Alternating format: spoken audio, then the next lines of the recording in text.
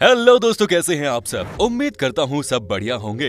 दोस्तों, फिर से स्वागत है आप सभी का हमारे चैनल टूरोपीडिया हिंदी पर। आज हम आपको एक ऐसे देश की सैर करवाने वाले हैं जिस देश की लड़कियों को दुनिया की सबसे खूबसूरत लड़कियों में से एक माना जाता है। ये दुनिया के गिने चुने देशों में से एक है जहाँ अगर आपकी शादी हो गई तो फिर आप कभी भी तलाक नहीं ले सकते हैं। आपको जानकर हैरानी होगी कि इस देश में सबसे ज्यादा ज्वालामुखी है और इसी देश में दिन में लगभग 20 से भी ज्यादा भूकंप आते हैं।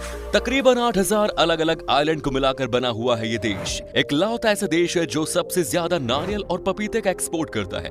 जी हाँ दोस्तों, हम बात कर रहे हैं धरती की जन्नत फिलीपींस की। तो देर किस बात की, अपना सीट बेल्ट बांध लीजिए अच्छे से और निकलते हैं फिलीपींस की एक शानदार सफर पर। फिलीपींस का नाम स्पेन के राजा फिलिप के नाम पे रखा गया था। देश का ऑफिशियल नाम है the Republic of the Philippines. Philippines देश की राजधानी शहर है मनीला, जो कि दुनिया का सबसे खूबसूरत बंदरगाह है। मनीला फिलीपींस की टूरिस्ट स्पॉट्स में से एक है और ये फिलीपींस का बिजनेस हब है। फिलीपींस दुनिया का एक ऐसा देश है जिसकी सीमा किसी दूसरे देश से नहीं मिलती। मतलब कि देश का कोई भी पड़ोसी नहीं है, क्योंकि फिलीपींस चारों ओर समुद्र से घिरा हुआ है। देश के पूर्व में फिलीपींस महासागर से, पश्चिम में दक्षिण चीन सागर से और दक्षिण में सेलेबस सागर से घिरा हुआ है। ये दुनिया का एकमात्र देश है जो कि 7641 आइलैंड को मिलाकर बना हुआ है। दोस्तों, फिलीपींस समंदर से घिरा देश होने के कारण शायद इसे समंदर से इतना प्यार मिला है।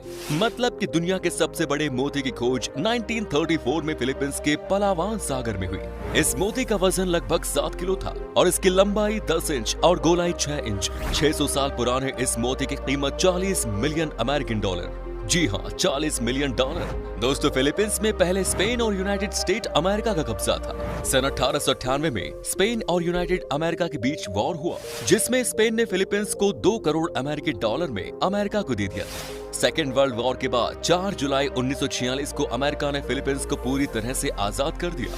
सेकेंड वर्ल्ड वॉर के बाद आजादी हासिल करने वाला ये सबसे पहला देश है। 2019 के सेंसस के मुताबिक फिलीपींस की कुल आबादी है 11 करोड़। 11 करोड़ की आबादी वाले इस देश में करीब 80% लोग क्रिश्चियन रहते हैं, जबकि 12% मुस्लिम और बाकी हिंदू, सिख और बौद्ध धर्म के लोग हैं। हालांकि 80% लोग क्रिश्चियन होने के बावजूद आपको यहाँ ज्यादा चर्च नहीं दिखेंगे।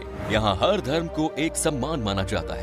फिलीपींस की करेंसी है पैसो और एक फिलिपाइन पैसो लगभग 1.5 भारतीय रुपयों के बराबर होता है। आपको बता दें कि 8.0 ग्रोथ रेट के साथ फिलीपींस देश दुनिया के सबसे तेजी से बढ़ने वाले इकोनॉमी है। ये एशिया में दूसरी सबसे बड़ी इकोनॉमी है और साथ ही यहाँ की नेशनल इकोनॉमी दुनिया में 9वीं सबसे बड़ी है। देश की इकोनॉमी एग्रीकल्चर पर डिपेंड करती है। पूरी दुनिया में सबसे ज्यादा नारियल और पपीता का प्रोडक्शन करता है ये देश। फिलीपींस का सोर्स ऑफ इनकम ही नारियल है, पपीते जैसे फलों का एक्सपोर्ट करना है। साथ ही टूरिज्म से भी ये देश बहुत पैसे कमाते हैं।